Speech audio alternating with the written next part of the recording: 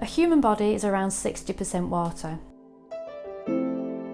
It's the first thing you lose if you get hot or do any form of activity.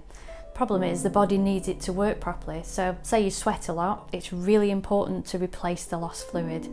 It helps you control temperature, remove waste, mostly through urine, swallow and digest food, so we're talking saliva, lubricate joints, and at a cellular level it's essential for survival. By the time you feel thirsty, you're already likely to be slightly dehydrated, and even slight dehydration can affect your coordination and your mental abilities. Lack of fluid can also affect your bowel, making your poo dry, hard and lumpy, and difficult to pass. In other words, can cause constipation. If your urine becomes too concentrated, it can irritate your bladder and put you at risk of developing a urinary tract infection. Urine comes down a tube called a urethra.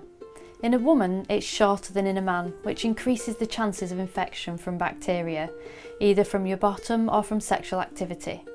Usually, you'll know if you have an infection because you might have a strong urge to wee more often than usual and a burning feeling when you do. Your wee might be cloudy, have some blood in it, or a strong smell. You might also feel unwell. People living with dementia may struggle to let you know they have a urine infection, but they might seem confused or unsteady on their feet, so it's worth taking a sample to the doctor to check. If you can't flush out the problem with extra water or over-the-counter treatments, then you might need antibiotics as a last resort.